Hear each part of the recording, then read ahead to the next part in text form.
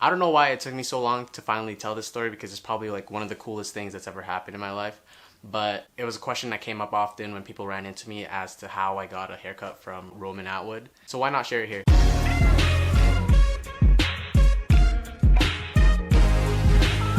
So in like June of 2016, last summer, my parents told my sister and I that we were gonna go visit Toronto, which is where we were originally from.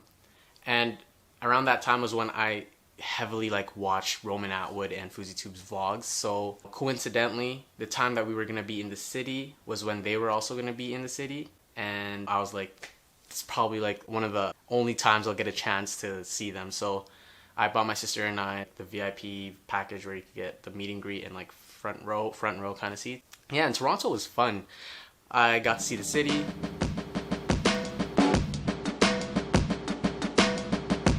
I got to catch up with some of my elementary friends.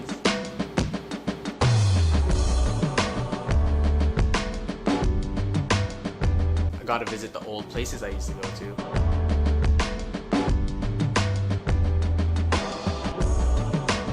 And you know, I met a couple celebrities.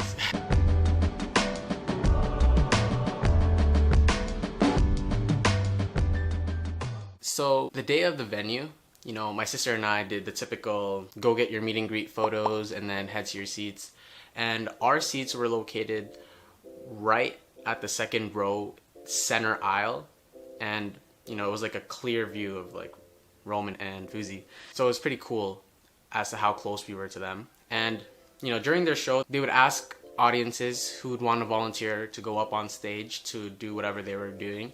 And at one part, I saw them bring carts from the back and stroll them to the stage.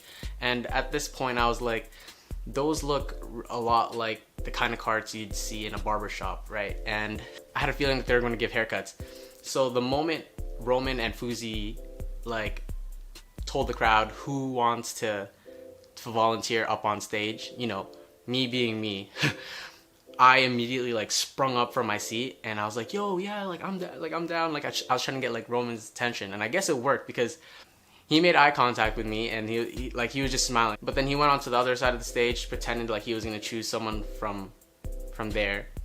But then he slowly like shifts his body towards my direction again, and you know, he's like pointing. And in my mind, I was like, is he pointing at me? Because of course there's people around me, right? But you know.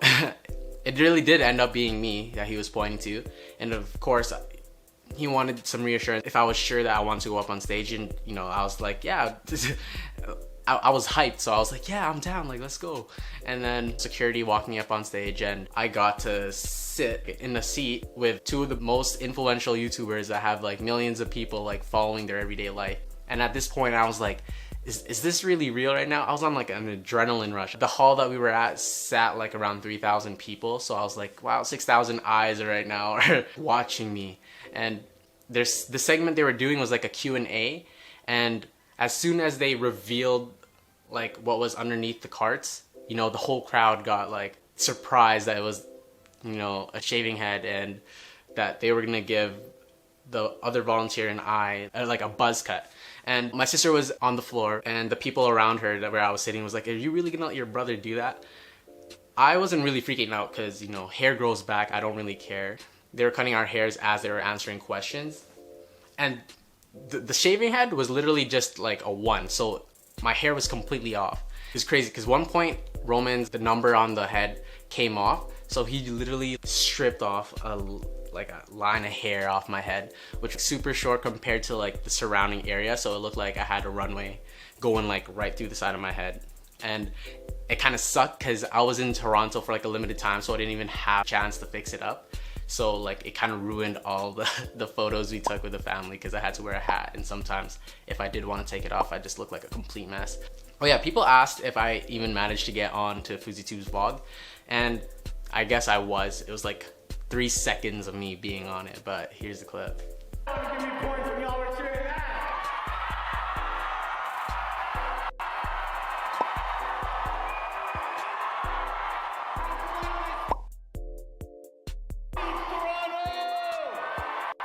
After they were done cutting all our hair off, they gave the other volunteer and I $20 to get it fixed. And when I walked out of the venue, I had like my 10 minutes of fame because people noticed me as the guy who got on stage and got his head shaved off. But I walked in that building looking like this, and I literally walked out looking like this. So good thing like I jumped at the opportunity of seeing them, because you know it ended up being a really cool story to tell. So you know, if you guys ever get into a situation where you have like an opportunity to do something, try it out. Who knows the stories that could come out of it.